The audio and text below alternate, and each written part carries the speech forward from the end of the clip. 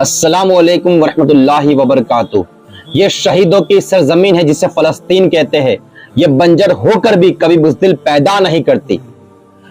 तू पुकारेगा तो सहने हरम आएंगे, अब अबाबिलों के अंदाज में हम आएंगे, लेके आएंगे हाथों में सदाकत के अलम।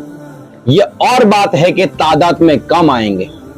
आज फलस्तीन और इजराइल की जंग चल रही है।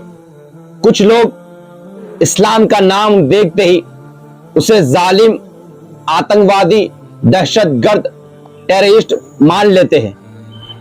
अब हमारे बच्चे ये तस्लीम न कर ले, इसलिए हमें चाहिए कि हम अपने बच्चों को और अपने नौजवान नस्लों को बताएं कि बैतुल मुकद्दस फलस्तीन क्या है। आपके बच्चे आपसे पूछे या ना पूछे, आप उन्हें जरूर बताइए कि हम फलस्तीन से इसलिए मोहब्बत करते हैं कि यह फलस्तीन नबियों का मस्कन और सरजमीन रहा है। हजरत इब्राहिम अलैहिस्सलाम ने फलस्तीन की तरफ हिजरत फरमाई। अल्लाह ने हजरत लूत अलैहिस्सलाम को उस अजाब से नजात दी जो उनकी कौम पर इस जगह नाजिल हुआ था। हजरत दाऊद अलैहिस्सलाम ने इस सरजमीन पर सुकूनत रखी और यहाँ अपना एक मेहराब भी तामीर फरमाया।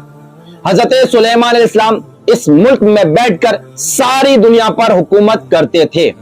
कुरान में चींटी का एक मशहूर वाकया है, किस्सा है, जिसमें एक चींटी ने बाकी साथियों से कहा था, ए चींटियों, अपने बिलों में घुस जाओ।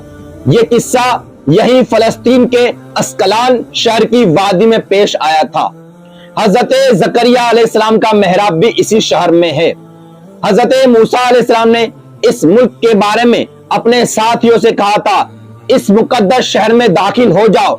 उन्होंने इस शहर को मुकद्दस इसलिए कहा था कि यह शिर्क से पाक और नबियों की सरजमीन है। इस शहर में कई मौजिज़े हुए हैं, जिनमें एक कुंवारी बीबी हजरत मरियम के बतन से ईसा अलैहिस्सलाम की विलादत है, पैदाइश है। हजरत ईसा अलैहिस्सलाम को जब उनकी कौम ने कत्ल करना चाहा तो अल्लाह ताला ने उन्हें इसी शहर से आसमान पर उठा लिया था। कयामत की अलामत में से एक हजरत ईसा की वापसी इस शहर के मकाम सफेद मीनार के पास होगा। इस शहर के मकाम बाबे लुद पर ईसा अलैहिस्सलाम दज्जाल को कत्ल करेंगे। फलस्तीन ही महशर की सरजमीन है। इसी शहर में याजुज माजुज का किताल और फसाद शुरू होगा। फलस्तीन को नमाज के फर्ज होने के बाद किबला अव्वल होने का एजाज भी हासिल है। हिजरत के बाद जिब्राइल अलैहिस्सलाम ने अल्लाह के हुक्म से नमाज के दौरान ही हजरत मोहम्मद सल्लल्लाहु ताला अलैहि वसल्लम को मस्जिद अक्सा से बैतुल्ला यानी के काबा की तरफ रुक करके नमाज अदा करने का हुक्म फरमाया था। जिस मस्जिद में यह वाकया पेश आया था, यह मस्जिद आज भी मस्जिद किबलतैन के नाम से मशहूर है। हुजूर अकरम सल्लल्लाहु अलैहि वसल्लम मेराज की रात आसमान पर ले जाने से पहले मक्का मुकर्रमा से बैतुल मुकद्दस फलस्तीन से लाए गए थे। अल्लाह के रसूल सल्लल्लाहु अलैहि वसल्लम की इब्तिदा में सारे नबियों ने यहाँ नमाज अदा फरमाई थी। इस्लाम का सुनहरा दौरे फारूकी में दुनिया भर की फतह को छोड़कर महज फलस्तीन की फतह के लिए हजरत फारूक आजम का जाना और यहाँ पर जाकर के नमाज अदा करना इस शहर की अजमत को बताता है। दूसरी बार यानी कि 27 रजब 583 हिजरी जुमा के दिन को सुल्तान सलाउद्दीन अयूबी के हाथों से इस शहर का दोबारा फतह होना भी अजमत को बताता है। बैतुल मुकद्दस का नाम कुद्स कुरान से पहले तक हुआ करता था। कुरान नाजिल हुआ तो इसका नाम मस्जिद अक्सा रखा गया।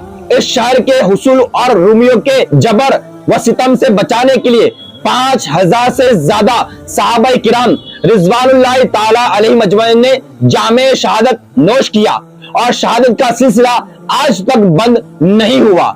सिलसिला अभी तक चल रहा है। यह शहर इस तरह शहीदों का भी शहर है।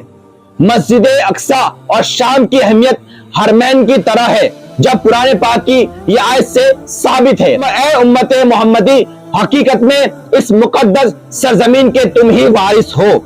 फलस्तीन की अजमत का अंदाजा इस बात से भी लगाया जा सकता है कि यहाँ पर पढ़ी जाने वाली हर नमाज का अज्र 500 गुना तक बढ़ा करके दिया जाता है।